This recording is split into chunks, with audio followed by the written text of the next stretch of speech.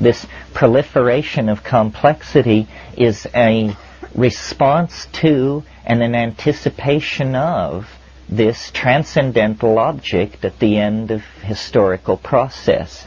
You see, if it weren't for our presence on this planet, even modern science at its present primitive state could give a fairly good accounting of what's going on, that out of complex polymers arose super complex polymers which were self-replicating, and that was life, and then you have an animal population. But the fly in the ointment of this rational model of reality is ourselves. We are clearly imbued with a higher dimension, which we call spirit, in a way that ordinary matter, when imbued with a higher dimension, is called life.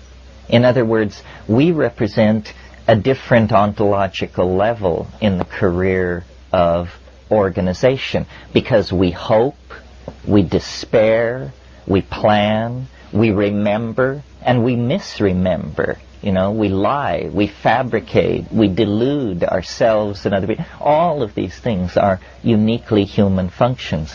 Well, I think that shamanism, which is the focus of our concern here, is a kind of anticipating of the whole pattern. And that this is really the way to think about shamanism when thinking of it as a force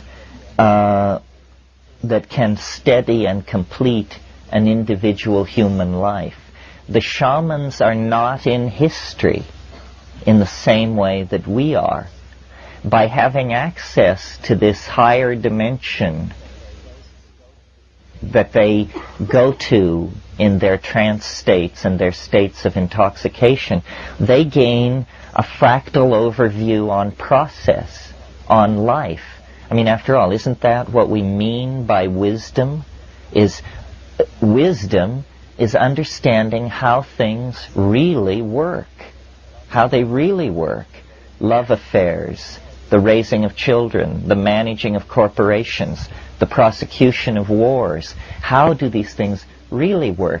Not the deluded and fumbling attempts of the proponents of this or that school, but a Taoistic insight into the actual appropriate dynamics of everything.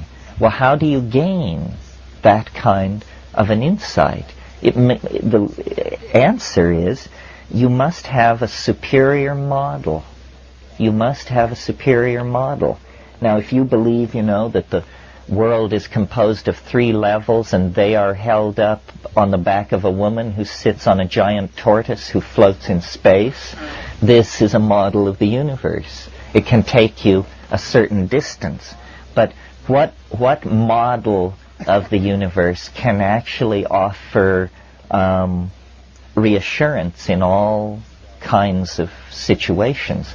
Well, strangely enough, I think that these models come from the frontiers of mathematics, that it is not mere coincidence that the storms of visionary hallucination that the shaman encounters are very much like the storms of form and color that are spewed out of a Cray 3 supercomputer when it conducts 1,000 iterations per second inside the Julius set or the Mandelbrot set or one of these other compound complex mathematical objects that we are beginning to see. You see, mathematics up to this point has been a computational science because mathematicians used pencils and blackboards and chalk to describe their objects, and consequently an excruciatingly difficult vocabulary kept most people from appreciating what mathematics was about. Now, the computer is to modern mathematics like the telescope was to 16th century astronomy. the computer becomes a window into domains of hyper-complex computability that previously could barely even be conceived, but that now, at a rate of millions approaching billions of iterations per second, Ralph works on the MMPP machine, the multiple parallel processing machine at Goddard Space Flight Center. It does 800 megaflops per second, 800 million floating point decimal calculations per second. Well, you can dream dreams with a machine like that, and strangely enough, at the edge of the super technology of the dominator culture at Goddard Space Flight Center with guys, high priests, standing around in white coats, when you get it up and running, what you see is what an ayahuasca shaman sees on a Saturday night in the Amazon. You see that you are navigating through a complex, higher dimensional phase space where, by varying the inputs of amplitude and frequency, in one case using an electronic box, in the other case using the human voice, you sing your way through a mathematical domain which is a higher resonance of reality. And you learn how the world really works, how things happen. Well, how the hell do they happen? Well, on the simplest level, they happen like this. They have a beginning, they have a middle, and then they die away as an oscillation, a damped oscillation. Now, this simple truth to which we all nod assent is in fact the hardest thing, the hardest swallow there is for the dominator ego and the dominator personality. Because what this simple truth says, things come into being, they achieve their inflorescence and they fade away, is, as Heraclitus put it, pantit rea, all flows. Nothing lasts. Nothing is saved. And this is, our glory and our agony. That, the people we love and the people we hate are swept away by time. Empires, dynasties, continents are swept away by time. And yet our search for security is cast in the dominator culture as a search for permanence. I want to buy a house. I'd like to get my trust fund functioning a little better. I'd like to pay off X, Y, and Z. A search for permanence. So what you do when you do that is you set yourself at war against the cosmos, which is a heroic stance if you're trying to produce Melvillian opera out of your life. Ahab says in Moby Dick, he's talking to his first mate Starbuck, who signifies Christian right reason, and he says, he's raving about going after the whale. And he says, we'll chase it over both sides of earth and round perdition's flame. And Starbuck says, to seek revenge on a dumb brute seems blasphemy. And he says, blasphemy, Starbuck? Speak not to me of blasphemy. I would strike out the sun if it insulted me. For could it do that, then could I do the other, since there is ever a sort of fair play. Well, this is locker room talk.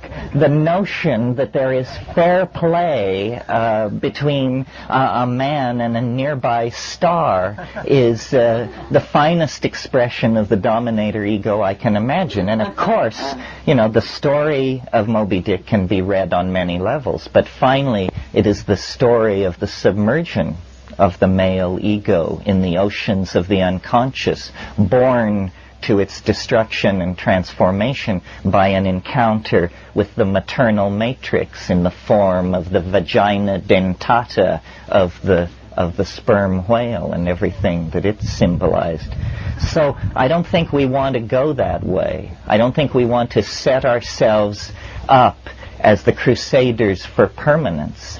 But that means softening to the fact of the flow and of the impermanence. Nicole has made the point very eloquently that these people in the Amazon have nothing. The wonderful thing about the Amazon is that nothing lasts. Nothing is worth having. I mean, a book, forget it.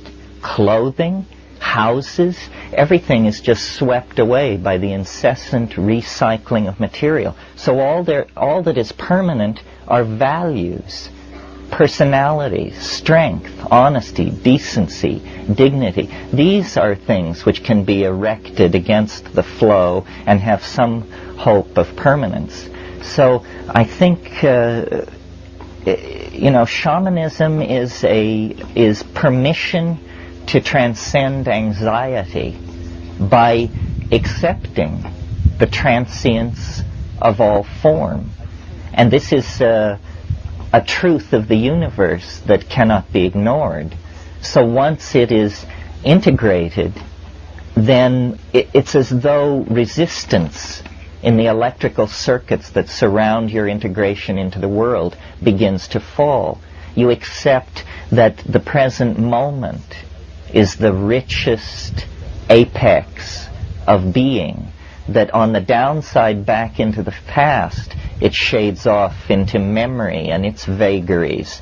In the future, it shades off into a series of adumbrations and anticipations. I think that the shamans gain this tremendous authenticity that you feel in their presence, the good ones, because they have seen the end. They have a model of how process happens, and so they don't push and they don't clutch, and then energy flows through them.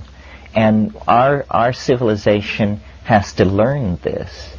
I think I said at one point in this weekend, only Gorbachev is taking the position that we did it wrong and that we need to deconstruct. And yet every society did it wrong. We all did it wrong. Capitalism, it's wonderful that you can get a safety pin at 4 a.m. within a half mile of anywhere in the United States. And I'm sure the Russians wish they had it so good. But is that the be-all and the end-all of cultural values, that you can walk the fluorescent lit aisles of Kmart and congratulate yourself that whether it be gas can, sanitary napkin, or whatever, it's there waiting for you? I don't think so. I think that we have built in the termination of our world just as surely as the Marxist world built in a tripwire into its social mechanism. It's just that we're going to have to pay the piper more downstream. If we descend into the dominator metaphor and play its game, we're probably going to be snookered, because they've had a long, long time to figure out all the angles. What I find myself more and more leaning to is sharing the meme of the irrelevance of conservative institutions. History is not a process for which you ask permission. History is just something you make, and then other people pick up the pieces. Henry David Thoreau understood this very well when he wrote his famous treatise on civil disobedience. The growth of culture is something that comes out of the animal body. Rousseau called it the general will. Man proposes and God disposes. But in the realm of civil polity, the people dispose, and government is allowed to propose. But that's all. And now what we are involved in, really, is a debate about human nature. Who are we? What are we? The French cartoonist Mobius put it very well in his book where he asked the question, is man good? This is what we're going to find out. And my feeling is that it isn't decided yet. That it is, H.G. Wells called history a race between education and disaster. Well, they're in the home stretch, neck and neck. It's clearly going to be a photo finish. But there is a responsibility on everyone who sees this to communicate it to other people and to act upon it. There is a responsibility on everyone who sees this to communicate it to other people and to act upon it. There is a responsibility on everyone to act upon it, act upon it, act upon it.